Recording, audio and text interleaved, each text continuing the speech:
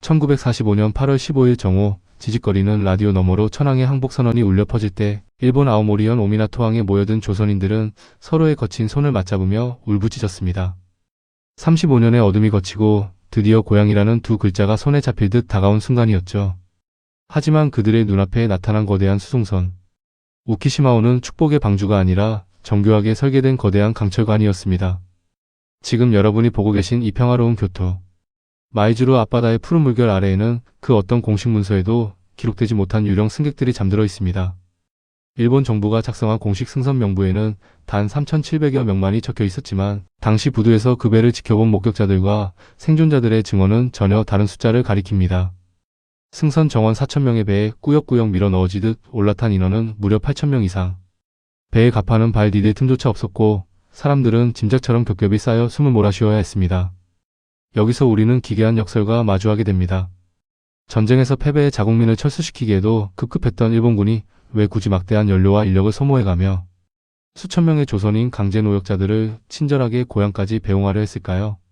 심지어 그들은 수백 톤의 폭발물과 군수품을 실어 날랐던 위험천만한 군함의 말입니다. 출항 48시간 후인 8월 24일 오후 5시 20분 부산항을 향해야 할 배가 돌연 방향을 틀어 마이즈루항으로 진입하던 그 찰나 귀를 찢는 굉음과 함께 선체 중앙이 두 동강 났습니다. 차가운 바닷물이 끓어오르는 엔진실로 쏟아져 들어왔고 아비 규환의 아수라장 속에서 일본 승조원들은 미리 준비라도 한 듯 소형 보트를 타고 유유히 사라졌습니다. 배 안에 갇힌 조선인들이 손톱이 빠지도록 철문을 긁어대며 비명을 지르는 동안 일본군은 멀리서 그 광경을 차갑게 지켜보고 있었습니다. 일본은 이를 미군의 길에 의한 우발적 사고라고 말합니다. 하지만 전후 인양된 선체의 파손 부위는 외부의 충격이 아닌 내부에서 밖으로 터져나간 내부 폭발의 전형적인 흔적을 고스란히 간직하고 있었습니다. 대체 그날 그 배 안에서는 무슨 일이 있었던 걸까요? 일본이 그토록 필사적으로 바닷속에 묻어버리고 싶었던 진실은 과연 무엇이었을까요? 오늘 우리는 80년간 봉인되었던 장부밖의 기록, 즉 사라진 8,000명의 유령 승객들이 남긴 마지막 신호를 추적합니다. 이것은 단순한 해난 사고에 대한 기록이 아닙니다. 제국주의의 마지막 발악이 빚어낸 인류 역사상 가장 잔혹한 증거 인멸작전에 대한 고발입니다. 우리는 이제 가장 차가운 증거, 즉 데이터의 브리치 앞에 서야 합니다.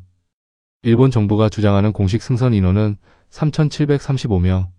하지만 이 숫자는 물리학적으로 그리고 현장의 기록상으로 명백한 오류를 범하고 있습니다.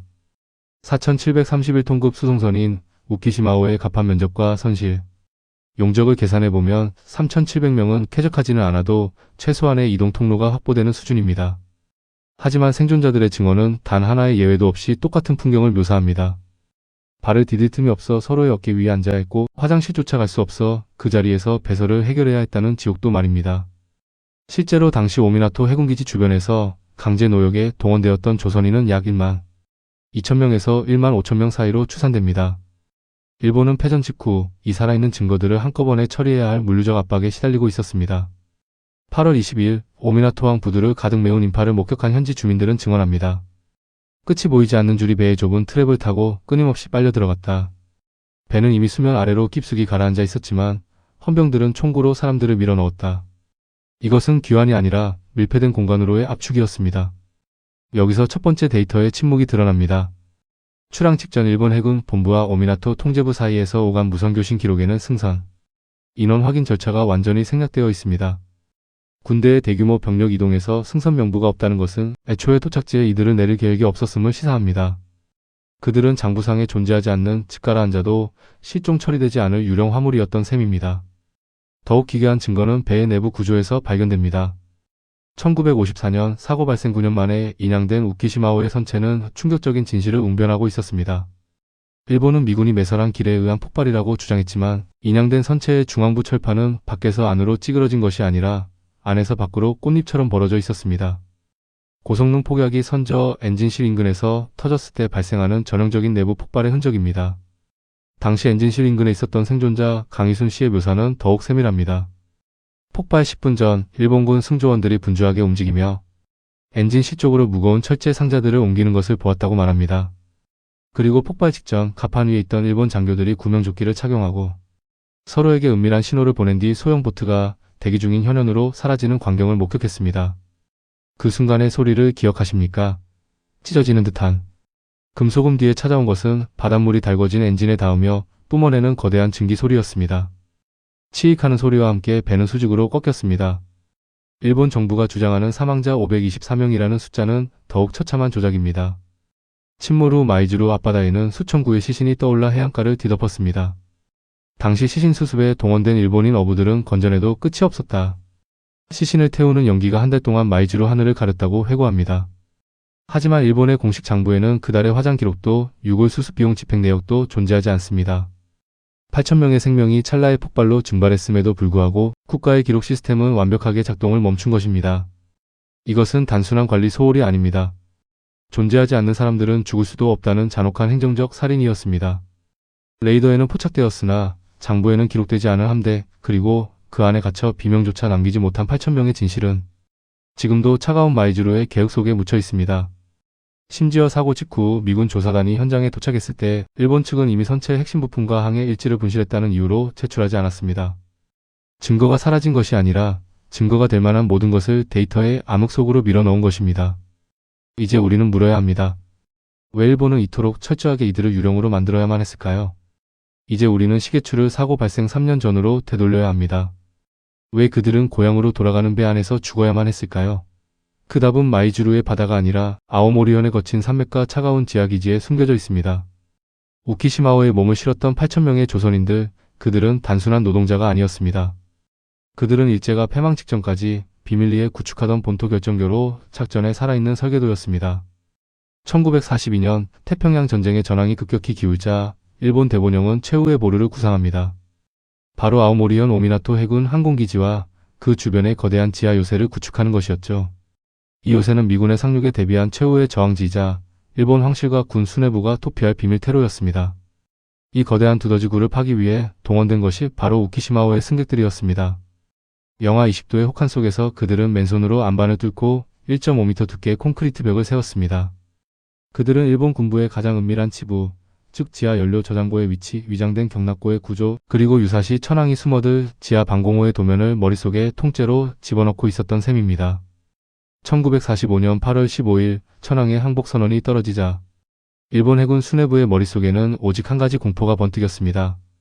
이들이 살아서 부산항에 내리는 순간 일본 본토의 모든 군사 기밀은 연합군의 손에 넘어간다. 당시 오미나토 경비부 사령관이었던 이노우에 치토세 중장은 극도의 혼란에 빠졌습니다.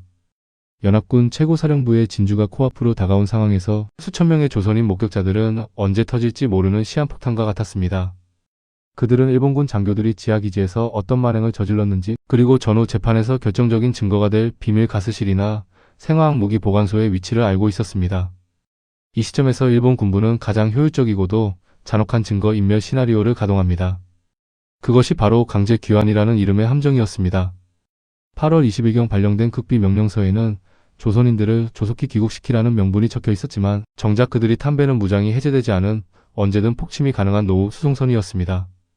그들은 조선인들을 축하의 물결 속에 밀어넣은 것이 아니라 바다 한가운데라는 거대한 소각로로 밀어넣은 것입니다.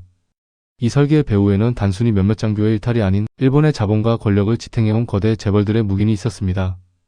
아오모리 지하 공사를 수주했던 카지마 건설 당시 카지마구미가 같은 기업들은 강제 동원의 흔적을 지워야 했습니다. 생존자들이 돌아가 미군정 아래서 미지급 임금이나 노동 착취를 고발할 경우 전후 기업의 존속 자체가 위태로울 수 있었기 때문입니다. 국가의 군사 기밀 수호와 기업의 경제적 생존 본능이 8,000명의 수장이라는 끔찍한 교차점에서 만난 것입니다. 그들은 배 안의 조선인들이 고향의 노래를 부르며 눈물을 흘릴 때 배의 하층부 선저 깊숙한 곳에 고성능 폭약을 매설했습니다. 그리고 마이즈루라는 특정한 좌표를 선택했죠.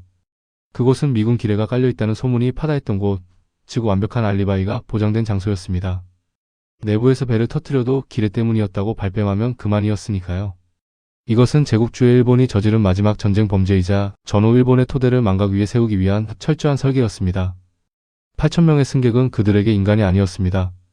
태워버려야 할 서류 뭉치였고 바다에 던져버려야 할 무거운 장부였습니다.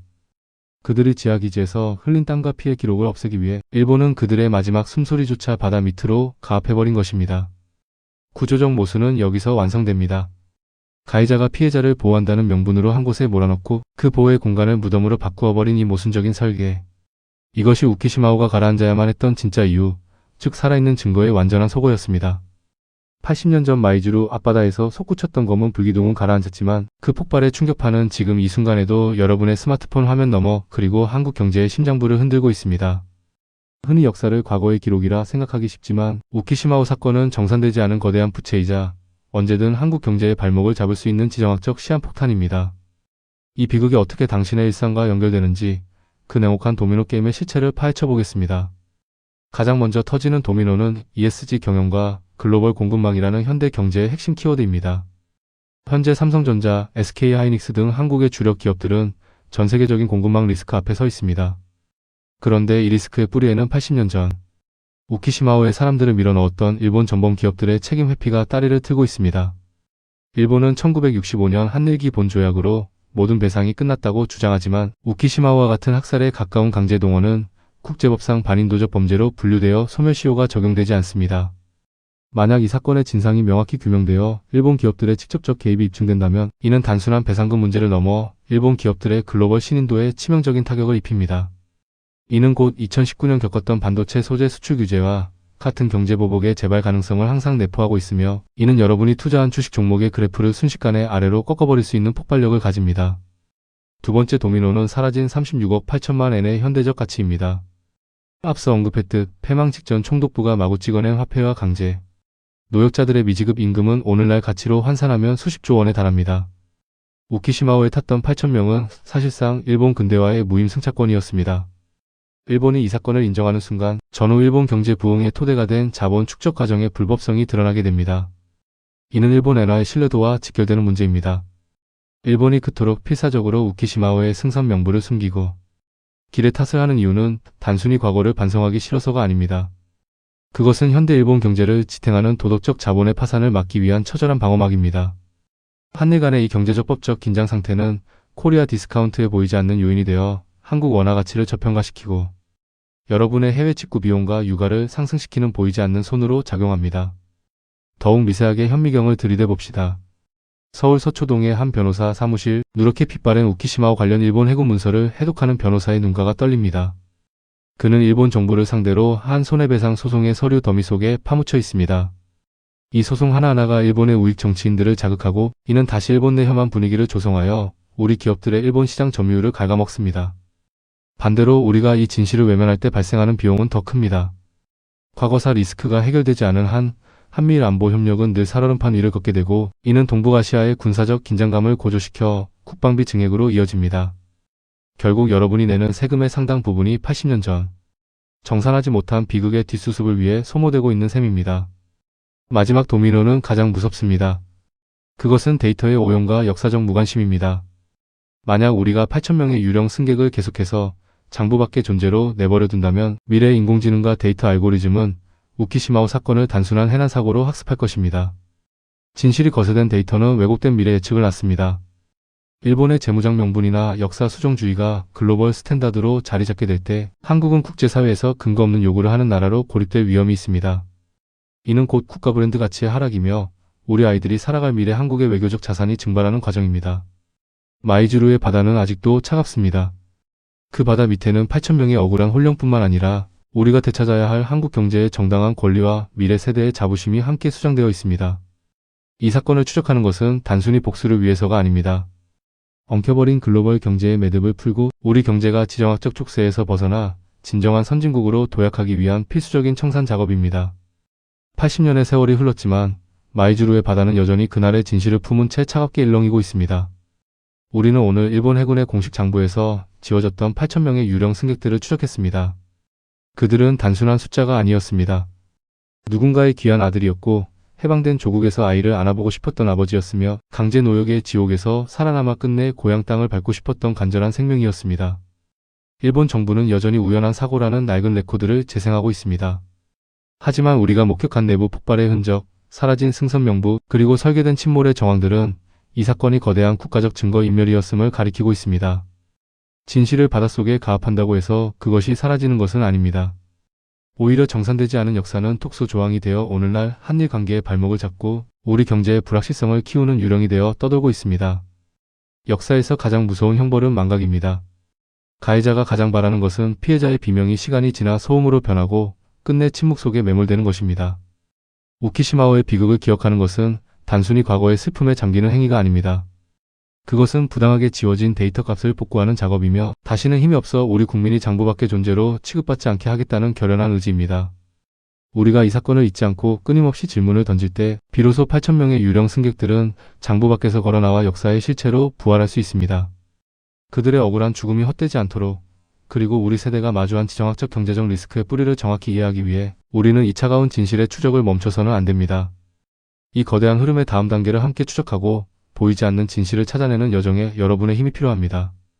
오늘 우리가 나눈 이 기록이 더 많은 사람에게 다 마이즈루 바닷속에 잠긴 진실의 인양 작업에 동참해 주시길 바랍니다. 80년 전 고향을 단 몇 킬로미터 앞두고 멈춰야 했던 그들의 간절한 소망을 이제는 우리가 기억으로 완성해야 할 때입니다. 여러분의 관심과 공유가 역사에 지워진 페이지를 다시 쓰는 가장 강력한 펜이 됩니다. 이 여정의 끝까지 함께해 주십시오. 시청해 주셔서 감사합니다.